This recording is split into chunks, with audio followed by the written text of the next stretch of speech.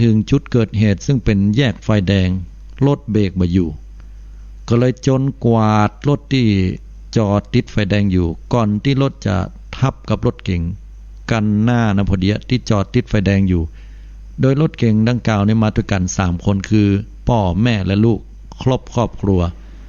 โดยลูกนั้นเป็นคนขับลูกเสียชีวิตติดภายในรถส่วนพ่อแม่ปลอดภัยได้รับบาดเจ็บเล็กน้อยตอนเจ้าหน้าที่ก็ได้นำส่งโรงพยาบาลแล้วซึ่งเจ้าหน้าที่ก็จะได้ตรวจสอบภาพวงจรปิดและสอบพยานรวมถึงสาเหตุซึ่งขณะนี้สภาพรถยังอยู่ในที่เดิมต้องรอแพทย์และเจ้าหน้าที่พิสูจน์หลักฐานเข้ามากวดสอบอันนี้หมายถึงว่าตอนแต่เจ้าละเนาะประเดี๋ยวนี้ก็คงเรียบร้อยละสาธุชนญาติโยมทุกท่านเรื่องนี้ก็ได้นำเสนอมาแบบสั้นๆแต่เป็นอุทาหรณ์สอนใจในเรื่องราวของอุบัติเหตุอุบัติภัยต่างๆเรื่องของอุบัติเหตุเนี่ยเขาอาจจะมองว่ามันเป็นเรื่องที่สุดวิสัยทีนี้มันอย่ามาจับแตะจับว่าเบรกแตกแล้วก็มาทับเอาเนี่ยมันคนอื่นเพิ่นอย่าบ่โดนหรือต่อให้โดนก็อาจจะเจ็บน้อยๆได้บ่เป็นอย่างนักเหมือนกรณีพ่อกับแม่แต่จะได้ลูกถึงมาตายอันนี้เพิ่นฮ้องว่ากฎแห่งกรรมถึงเรื่องของกฎแห่งกรรมในญาติโยมทั้งหลายอันนี้เป็นธรรมะนะกฎแห่งกรรมนี่ก็เป็นกฎหนึ่งคล้ายๆกฎแรงโน้มถ่วงของโลกคือหมายความว่าเฮาให้รู้ว่าแรงโน้มถ่วงของโลกมันเป็นอย่างใดโยมก็ลองขึ้นไปอยู่ที่สูงๆบนบ้านชั้น2ก็ได้ตึกก็ได้บนต้นไม้ก็ได้แต่ขึ้นต้นไม้ก็ระวังหน่อยนะตกเนอะก็เอาอย่างที่มันนักก้อนหินพ่องนะเอาขนนกพ่องเอากระดาษพ่องนะเอาไม้พ่องแล้วก็ปล่อยลงมาพร้อมๆกันโจ่งลงมาพร้อมกันก็แน่นอนนะอันไหนที่มันนักมันจะถึงพื้นก่อนส่วนขนนกก็ดีอย่างก็ดีที่มันเบานะมันจะก้อยๆปลิวตกลงมาอันนี้ก็เหมือนพลกรรมกรรมใดนักก็จะเป็นกรรมที่มาถึงก่อนเช่นเดียวกันสภาวะที่คนเฮาต้องมาปะเหมือนกับลูกคนเนี้ยถูกรถทับตายไปถือว่าเป็นอุบัติเหตุแต่ตามกฎหมายก็ว่ากันไปเรื่องของการขับรถด้วยความประมาทหรือไม่อย่างใดหรือสุดวิสัยแต่ในกฎของกรรมนั่นก็คือว่าบุคคลผู้นี้ในอาจจะในชาตินี้ได้สร้างวิบากกรรมบางอย่างที่เป็นกรรมปาณาติบาตได้ฆ่าสัตว์สิ่งหิ่งห้อยถ้าชาตินี้บ่มีก็อาจจะเป็นในอดีตชาติย้อนไปชาติก่อนชาติแล้วชาติหลังบ่ฮู้ว่ากี่ชาติแต่วิบากกรรมนี้ได้มาถึงตัวพอดีในเวลานี้จังหวะนี้ก็เลยเป็นเหตุเป็นปัจจัยให้ต้องได้เสียชีวิตถ้าบ่มีวิบากกรรมฝ่ายอกุศลที่หนักๆเรื่องของปาณาติบาตล่วงละเมิดศีลข้อที่1ก็บ่เป็นเหตุเป็นปัจจัยให้เป็นหยังอาจจะได้รับบาดเจ็บเล็กๆน้อยๆแขนถลอกพ่องอย่างพ่องหรือรอดตายปาฏิหาริย์อย่างนี้เป็นต้นมันมีที่มาที่ไปโยมทุกอย่างมันไม่ได้เกิดขึ้นโดยความบังเอิญพระพุทธเจ้าทรงตรัสไว้อย่างนั้นฉะนั้นหมู่เฮานี่เวลาจะอย่างสักอย่างเฮาก็ต้องสำรวมระวังศีล5นี่แหละโยมญาติโยมทั้งหลายถ้าเฮาบ่ใครเกิดมาเป็นคนอายุสั้นปันตายเฮาก็จะได้ฆ่าสัตว์ตัดชีวิตแล้วก็ถ้าเฮาใครมีสุขภาพดีบ่าเป็นคนจอมเจาะเดาะด้อยเป็นโรคนั้นเป็นโรคนี้บึดเป็นนั่นบึดเป็นนี้เป็นหวัดเป็นไอเป็นไข้เป็นเมื่อยเป็นภูมิแพ้เป็นหอบเป็นหืดเป็นนั่นเป็นนี่หมู่นี้ในเบียดเบียนสัตว์นักฉะนั้นแล้วถ้าเฮาใครมีสุขภาพดีน่ะเหตุ2ประการคือ1เฮาบ่ทำการเบียดเบียนสัตว์ทำลายสัตว์คำว่าสัตว์คือสัตว์สิ่งหิ่งห้อยและมนุษย์คนเฮาตัวนะ2ก็คือสร้างเหตุที่ดีในปัจจุบันนั้นได้แก่การออกกำลังกายการบริโภคอาหารที่เป็นประโยชน์การพักผ่อนให้นักๆบางคนแม้ว่าจะดูแลสุขภาพดีเพียงไหนก็ตามกินอาหารมังสวิรัติโดยซ้ำไปบ่ปอจีนนะบ่เอาเลยดูแลสุขภาพดีเอาไปมาเป็นมะเร็งก็มีมันบ่แน่มันต้องเกิดขึ้นด้วยเหตุปัจจัยหลายๆสิ่งหลายอย่างถ้าทางพุทธศาสนาก็บอกว่าเหตุใกล้และเหตุไกลเหตุใกล้ นะก็บ่ได้ทำเหตุทำให้ตัวเก่านั่นได้เสี่ยงต่อการเป็นมะเร็งแต่ก็ยังเป็นอยู่ยกตัวอย่างโยมคงจะเคยได้ยินเนาะคนเฒ่าเนี่ยนะตายเพิ่นบ่ได้สูบบุหรี่น่ะเห็นน่ะเพิ่นบ่ได้สูบบุหรี่แล้วมาหันเพิ่นสูบบุหรี่น่ะบ่ได้อยู่ใกล้คนสูบบุหรี่ตัวเพิ่นอยู่ป่าอยู่ดอยมาอยู่คนเดียวเพิ่นมาหันเพิ่นสูบบุหรี่สุขภาพก็หันดีตลอดมาเป็นมะเร็งปอดวะนี่นะอันนี้ก็ต้องหาสาเหตุอื่นตัวนะบ่ใช่สาเหตุเดียวคณะเดียวกันก็มาเปรียบเทียบแหมนะพอแล้วแหมคนนึงมันสูบบุหรี่เนี่ยบ่โถหมกเบาบ่เล็กบ่เล่นเบาใหญ่บ่หันจะเป็นหยังสักอย่างหรอปอดเล็กอยู่หั่นไหนก็เลยกลายเป็นความหันผิดว่าการสูบบุหรี่บ่หันจะเกี่ยวกับการเป็นมะเร็งบ่เสี่ยงอย่างร้อยนะก็เลยพากันสูบบุหรี่ไปอันที่จริงแล้วมันเกี่ยวเนื่องเกี่ยวพันกับเรื่องของกฎแห่งกรรมคำว่ากรรมคือการกระทำที่เหตุใกล้คือชาติเนี้ยถ้าเฮาสูบบุหรี่ดื่มเหล้ากันอย่างกามาเนี่ยก็เป็นเหตุเป็นปัจจัยเสี่ยงต่อการที่เฮาจะเป็นมะเร็งปอดหรือเป็นโรคตับแข็งได้แต่ถ้าว่าเหตุไกลบ่ได้สร้างปาณาติบาตฆ่าสัตว์มานะแต่ว่าเว้นแล้วก็มีเมตตาต่อสัตว์ก็เป็นเหตุเป็นปัจจัยทำให้ได้อัตภาพก็คือได้มีร่างกายมีปอดมีหัวใจตับไตไส้พุงแข็งแรงนี่เพราะว่าได้สร้างเหตุที่ดีในอดีตชาติไว้แต่บางคนสุขภาพพอแล้วพอแหมดูแลแล้วดูแลแหมออกกำลังกายพักผ่อนตรงเวลาหมดเหมือนนานป่วยเป็นโรคมะเร็งหรือโรคอื่นอันนี้ขนาดว่าดูแลตัวเก่าดีเป็นยังเป็นนะเพิ่นฮ้องว่าเป็นโรคกรรมโรคเวรญาติโยมมันคือเป็นกรรมอดีตชาติละแต่คนบางคนเนี่ยได้ร่างกายบ่ดีบ่พอชาติปัจจุบันก็ยังทำตัวเก่าบ่ดูแลสุขภาพอันนี้ก็ยิ่งแล้วใหญ่นะก็เป็นเหตุเป็นปัจจัยเจ็บป่วยง่ายและตายบ่อยแต่คนบางคนนั้นในอดีตชาติก็บ่ได้เบียดเบียนสัตว์ปัจจุบันก็ดูแลสุขภาพดีออกกำลังกายกินอาหารมีประโยชน์พักผ่อนเพียงพอก็อายุยืนยาวพุ่นเป็น100ปลายพุ่นก็มีนะฉะนั้นแล้วก็สร้างเหตุดีถึงใกล้ถึงไกลเหตุใกล้ก็คือปัจจุบันชาติปัจจุบันหรือว่าปัจจุบันบัดเดี๋ยวนี้ส่วนเหตุไกลนะเหตุไกลนี่ก็คืออดีตที่ผ่านมาละนะกรรม2ส่วนนี้มีส่วนที่จะยะให้เฮานั้นได้มีสุขภาพดีหรือหายรวมถึงจะปะกับเหตุการณ์ลดจนลดทับเหมือนกับบัดเดี๋ยวนี้ได้เลยนะอันนี้ก็เป็นอุทาหรณ์สอนใจว่าต่อไปก็เฮาก็จะต้องสร้างสรรค์แต่สิ่งที่ดีๆบ่เบียดเบียนผู้อื่นเนาะอันนี้ก็มาพอเรื่องราวนะเรื่องราวที่เกี่ยวกับเรื่องราวที่เกี่ยวกับปอดเฒ่านะปอดเฒ่าวัย76ป่วยติดเตียงนอนตายเดียวดายเปื้อนบ้านเผยลูกเมียทิ้งไปบ่เหลียวแลนะอันนี้จากหนังสือพิมพ์สนุก .com นะสนุก .com ก็อนุโมทนาตวยจากวันที่23กันยายน2563เวลาบ่าย 3 โมงครึ่งปอดเฒ่าวัย76ป่วยติดเตียงมีเพียงเปื้อนบ้านแวะมาส่งข้าวส่งน้ำก่อนจะจากโลกนี้ไปจากอย่างโดดเดี่ยวเมื่อเวลา 8:35 นาทีของวันที่23คือวันเนี้ยร้อยตำรวจเอกประพันธ์บัวศรีรองสารวัตรสอบสวนสถานีตำรวจภูธรวังน้ำเขียวพร้อมกับเจ้าหน้าที่ฮุก31จุดไทยสามัคคีรับแจ้งเพื่อมีการตรวจสอบบุคคลเสียชีวิตที่บริษัทโนนสาวขออภัยโนนสาวหมู่6ตำบลวังหมีอำเภอวังน้ำเขียวจังหวัดนครราชสีมาที่เกิดเหตุก็พบศพของนายเต็มอายุ76ปี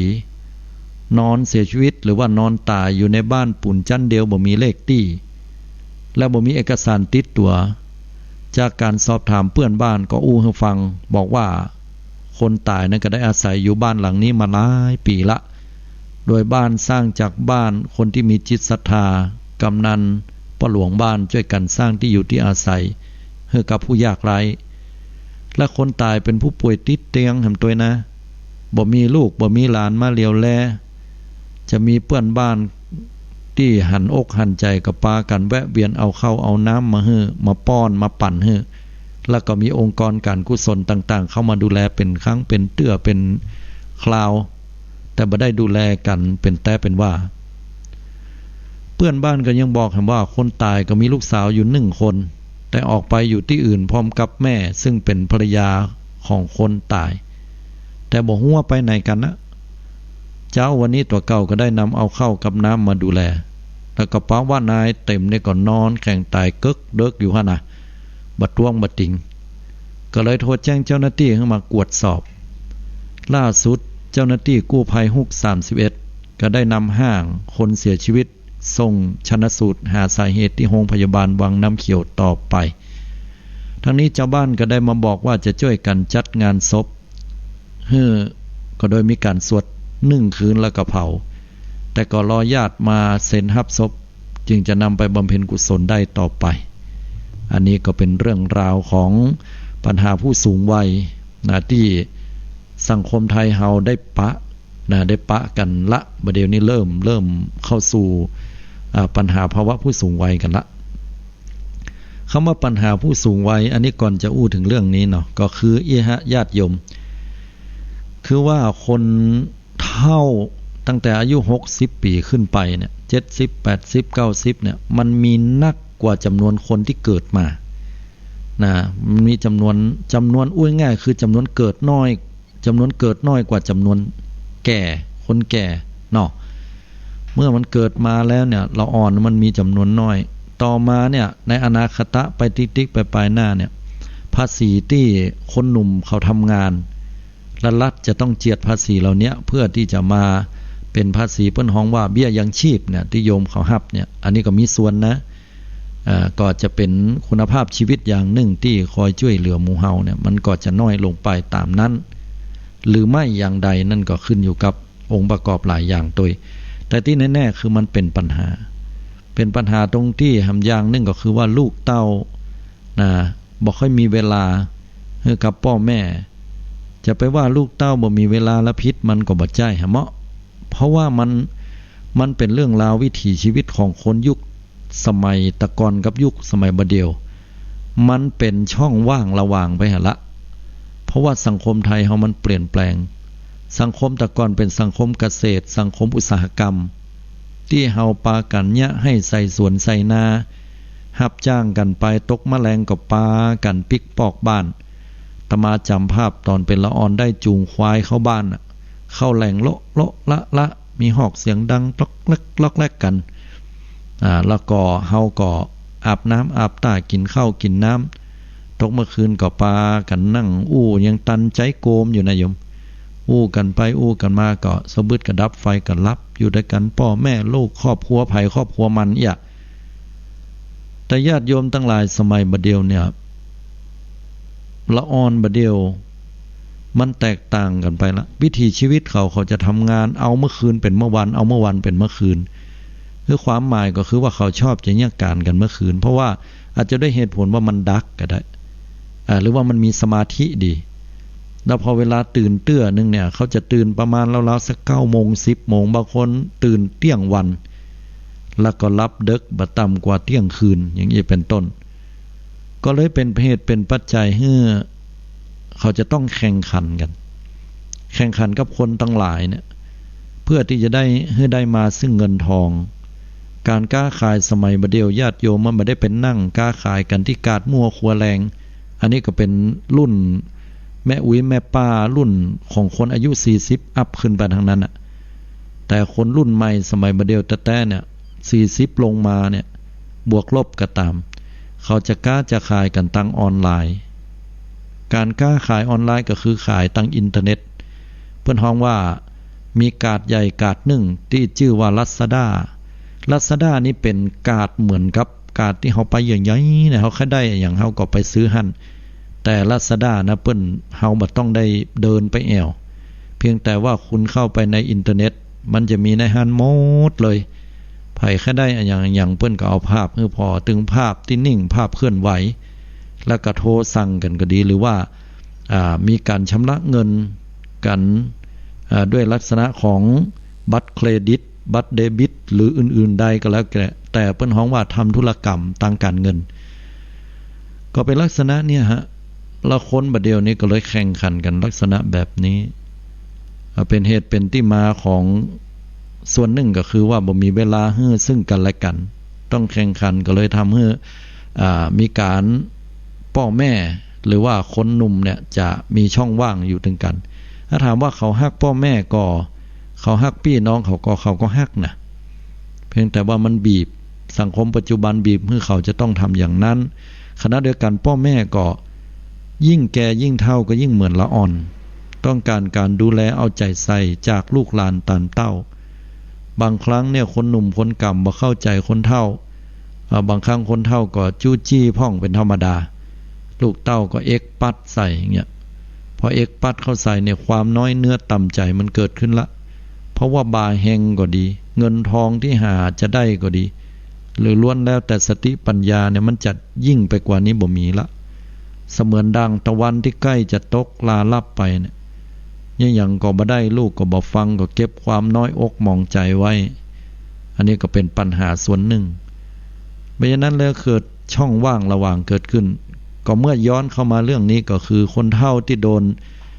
นละไว้เนี่ยจะด้วยเหตุผลใดก็บ่ฮู้ที่ลูกสาวนะพร้อมกับแม่ของมันได้ไปอาจจะด้วยว่าคนเฒ่าพ่อใจนี่เป็นคนปากสวกปากกล้ากะนะหรือว่าซ้อมเมียกะอีเนาะเฮากึดไปอย่างงี้เนาะลูกกับเมียก็เลยหนีไปเหียหรือว่าจะด้วยความน้อยอกมองใจกันไล่หมู่นี้เข้าไปเหียกะอย่าเฮาบ่ฮู้เปิ้นแต่ครอบครัวเป็นอย่างใดต้นสายปลายเหตุภัยพิษภัยทุกข์บ่ฮู้หรือว่าฝ่ายแม่หญิงนะกับลูกแม่หญิงก็เอาลูกหนีไปเหียบ่สนใจใยดีฝ่ายพ่อใจอย่างอีกะเฮาก็บ่ฮู้ว่าภัยพิษภัยทุกข์ฉะนั้นแล้วที่สุดมาก็คือว่าคนเฒ่าเนี่ยคนนี้ก็เลยสิ้นชีวิตตายไปอย่างที่บ่มีภัยได้ดูแลเป็นเรื่องที่น่าเศร้าสลดเหมือนกันว่าโอ้สังคมไทยมันจะมีหื้อหันนักขึ้นแต่อย่างใดก็อย่าไปให้มันจับกับครอบกับหัวเฮาเน้อญาติโยมเน้อดูแลพอกอยเพิ่นไปเตอะเพิ่นจะไปค้นปากสวกปากก้าน้อยเฮาดัดบ่ได้ละไม้อ่อนมันดัดง่ายส่วนไม้แก่มันดัดยากหรือจะเรียกว่าดัดบ่ได้ลองไปดัดเข้าหักเนี่ยฉะนั้นเพิ่นจะเป็นอันใดเฮาก็ก้อยบอกก้อยเตือนไปเนี่ยฟังก็ดีบ่ฟังก็แล้วไปนะพอกึดเหี่ยว่าตอนที่เฮาเป็นละอ่อนเนาะเพิ่นดูแลพอก้อยเฮาขนาดไหนเวลาเต้าก็มาอุ้มลูกหนูล่นไปพุ่นละน่ะลูบแล้วยังฮือก็บ่เตื้อเอาเหมาะบานั่นน่ะได้รับได้มองอยู่ฮะรับไปยะนาทีเวลากองเพิ่นเฒ่าเพิ่นแก่เพิ่นเฮาลองคิดว่าเพิ่นเหมือนกับเฮาตอนเป็นละอ่อนถามแล้วถามแหมอู้แล้วอู้แหมซ้ำซากพ่อแม่ตอบเฮาเนี่ยด้วยความที่อินดูสงสารบ่เคยเบื่อหน่ายแต่เฮาถามเขาเกิน2เตื้อ3เตื้อนะเขาเอ็กปัดเขาใส่เนี่ยมันเป็นความน่าเสียใจน่าน้อยใจฉะนั้นถ้าคนหนุ่มได้ฟังคนเฒ่าได้ฟังก็เอาไปพิจารณาตัว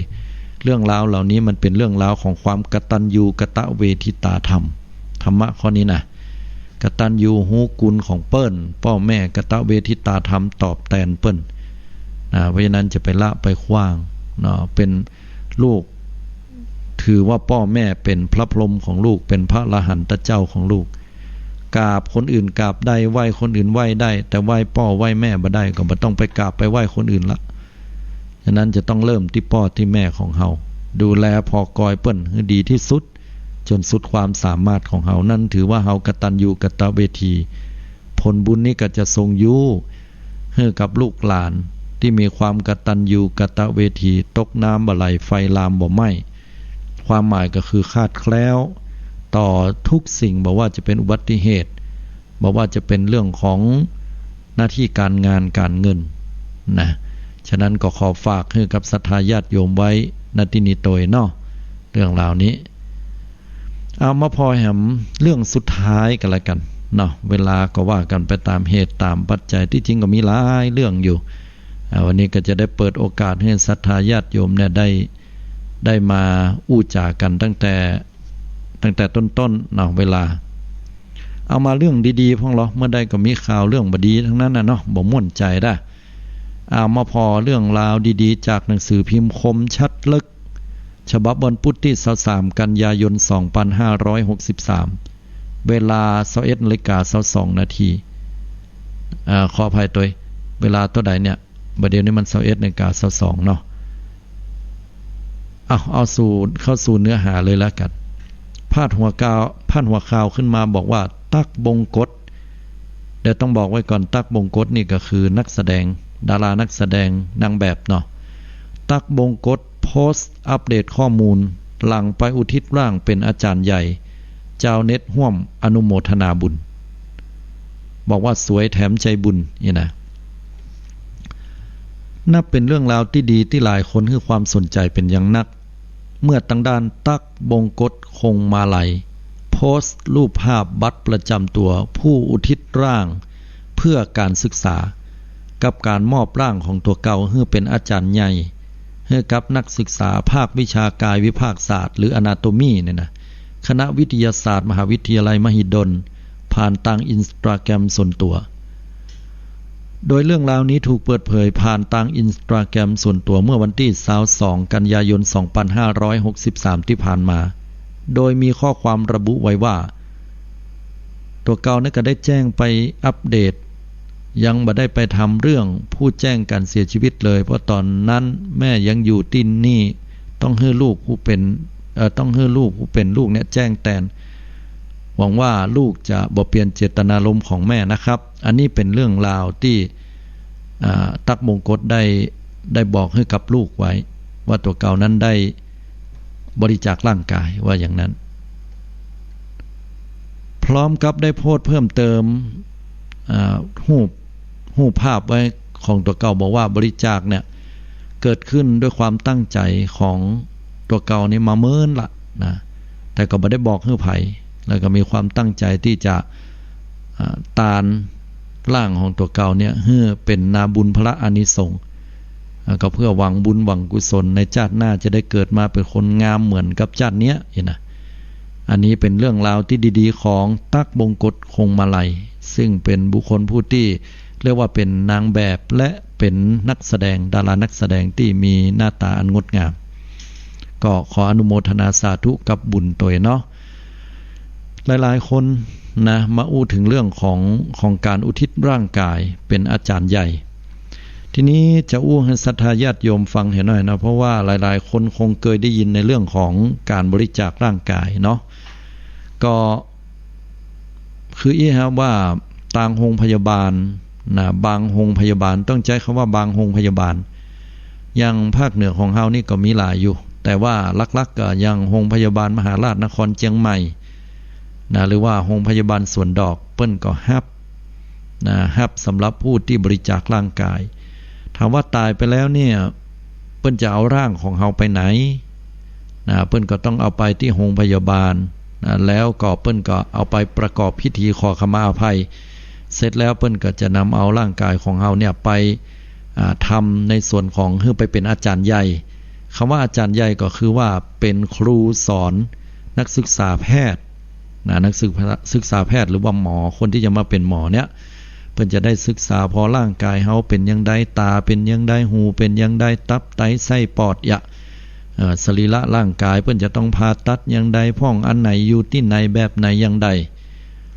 อันนี้เป็นวัตถุประสงค์ที่เพิ่นต้องการแล้วเพิ่นก็เลยขอบริจาครับบริจาคจากคนที่ยังเป็นอยู่นะฉะนั้นเมื่อคนที่เป็นแจ้งความจำนงแล้วเปิ้นก็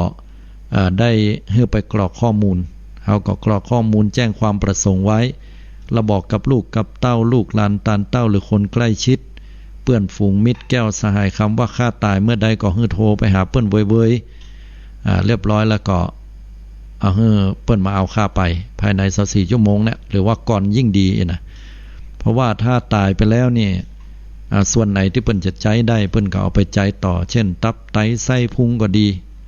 บางคนบริจาคไปแล้วนี่ตาเนี่ยบางคนมีนะญาติโยมมาถามว่าถ้าเวลาเฮาบริจาคร่างกายเปิ้นกวัดเอาแก่นตาเฮาออกไปเนี่ยให้เป็นหลุมเป็นโมงแฮะกะตึงบัดตาลร้อยหรอชาติหน้าเกิดมาเนี่ยกวดตาเป็นโมงญาติโยมทั้งหลาย ขอโทษนะถามหน่อยว่าโยมเคยไปเปลี่ยนเลนตาก็เปิ้นฮ้องว่าเป็นต้อกระจกแล้วเปลี่ยนเลนตาอันนั้นน่ะโยมเฮ้ยเปิ้นเอาเวลาเปิ้นเอามาใส่เฮาอ่ะที่เลนตาเทียมอ่ะเปิ้นบ่ใช่เอาแก่นบ่เล็กบ่เล่นมาเปลี่ยนแก่นตาเฮาถึงแก่นหรอ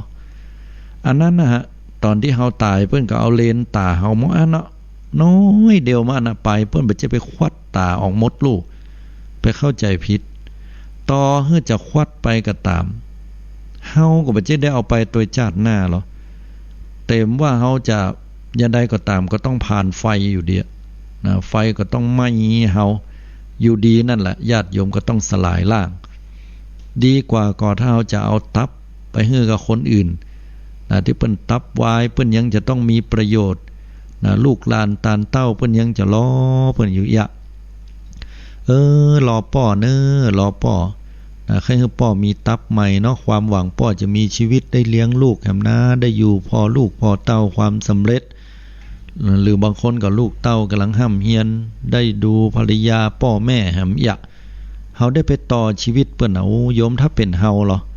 โยมลองย้อนกึดตัวเฮาว่าถ้าเฮามีคนที่เฮาฮักสักคนหนึ่งเป็นป้อเป็นแม่เป็นพี่เป็นลูกเฮายังลูกเฮาฮักด้วยแก้วตาดวงใจแต่บังเอิญว่าลูกมีความผิดปกติที่หัวใจเฮาแค่ได้หัวใจของใครสักคนเนาะที่จะมาเปลี่ยนให้ลูกเฮาได้พอดีมีคนใจดีนะมีคนใจดีแจ้งความจำนงเปลี่ยนเอาหัวใจไปบริจาคแล้วก็เฮาได้รับข่าวดีบังเอิญว่าลูกเฮากับคนที่บริจาคหัวใจเนี่ยกรุ๊ปเลือดก็ดีหรือว่าอย่างอื่นเนี่ยมันเข้ากันได้เนาะเซลล์ร่างกายยังเข้ากันได้เพิ่นเช็คแล้วก็สามารถบริจาคคือก็ยืดอายุของลูกสาวเฮาหรือว่าลูกบ่าวเฮาแฮมเมินนานได้เลยใครก็อยากจะมีชีวิตยืนยาวและโยมนั่นแล้วเฮาจะมีความรู้สึกดีใจก็อาตมาหันคลิปหนึ่งนะที่เป็นฝรั่งเหมือนกันเนอะฝรั่งนี่เพิ่นเดินทางหลายร้อยกิโล200-300 กิโลก็ฮะพอจ่ายคนเฒ่าหันคนนะพอจ่ายคนเฒ่านะปั่นรถถีบเซาะหาหัวใจลูกอีวะลูกสาวของเปิ้นนะได้บริจาคอุทิศร่างกายแม่หญิงคนนี้นี่อายุได้ราวๆประมาณสัก20ปลายเกือบ30เนี่ย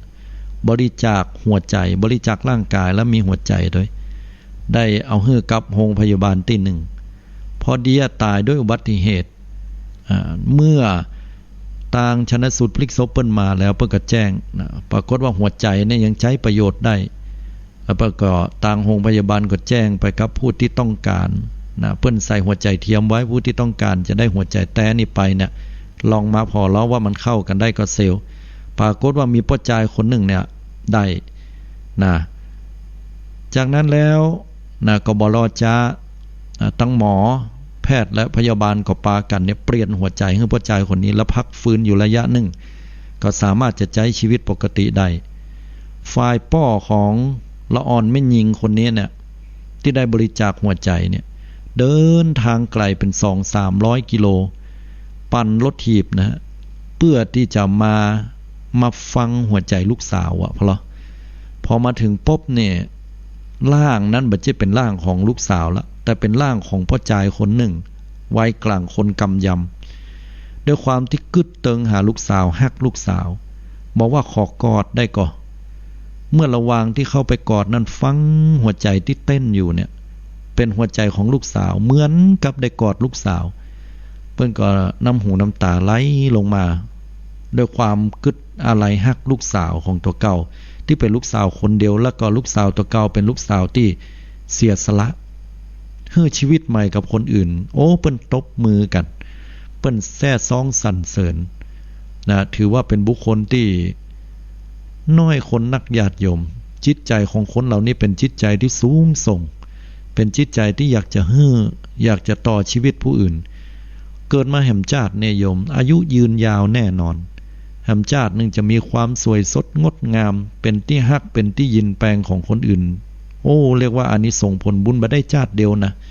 ติดตามลามตัวไปหลายภพหลายชาติฉะนั้นแล้วเนี่ยญาติโยมทั้งหลายการที่เราได้บริจาคร่างกายแก่ผู้อื่นนั้นเป็นสิ่งที่ดีบริจาคให้โรงพยาบาลตับไตไส้พุงดวงตาเฮาอย่างเฮากระดูกเฮาจีนเนื้อเนี่ยโยม ตายปุ๊บก็เดี๋ยวมันจะเริ่มเน่าละแล้วพอเวลาเน่าเอาเข้าไปฉีดยาต่อให้ฉีดยาก็ต้องไปเผาแล้วเขาบอกว่าถ้าเอาไปบริจาคเหีย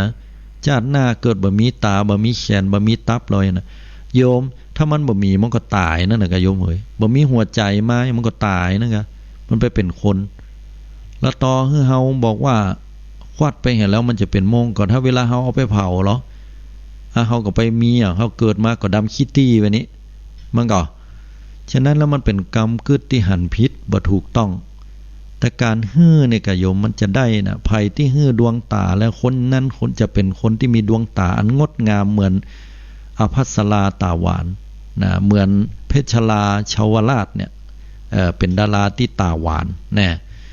ภัยที่ได้ฮื้อตานหัวใจนะจะเป็นคนใจใหญ่จะเป็นคนที่คนนับถือด้วยใจ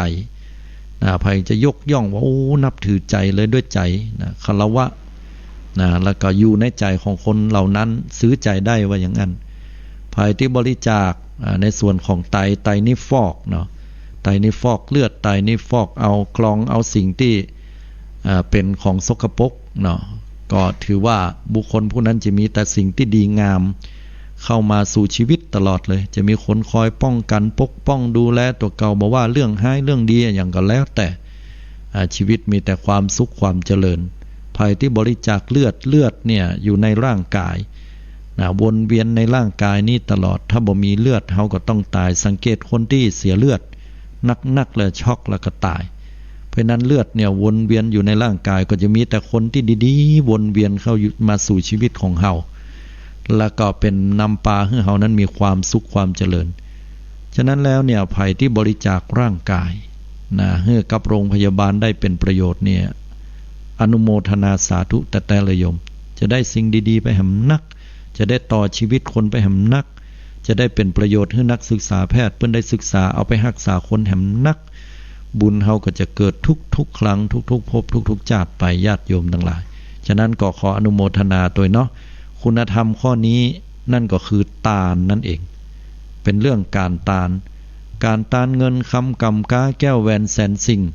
สิ่งของลดลาบ้านจ้องการสร้างกุฏิวิหารศาลาอย่างก็แล้วแต่การทานพุทธรูปการทานอย่างมื้อนี้เพิ่นฮอทานนะบารมีเบื้องต้นนั่นน่ะแต่ถ้าเฮาได้ทานอวัยวะร่างกายตับไตไส้พุงเลือดเนื้อเชื้อไขของเฮาร่างกายของเฮาอันนี้เป็นทานนะอุปบารมีเป็นทานอย่างกลางแต่ทานที่สุดนั่นก็ได้แก่การทานชีวิตเพิ่นฮ้องว่ามอบกายถวายชีวิตอันนี้ก็เป็นเรื่องที่จะได้อู้กันในอนาคตไปฉะนั้นก็ภัยที่ได้ทานลักษณะนี้ก็ถือว่าเป็นสิ่งที่ดีงามและเหมาะสมที่สุดเนาะขออนุโมทนากับผู้ที่มีจิตใจอันดีงามตัวเนอะเอาละญาติโยมเดี๋ยวพักเบรกสักกำหนึ่งเนาะก็เดี๋ยวสักกำหนึ่งเฮาก็จะมาปะกันต่อในช่วงที่3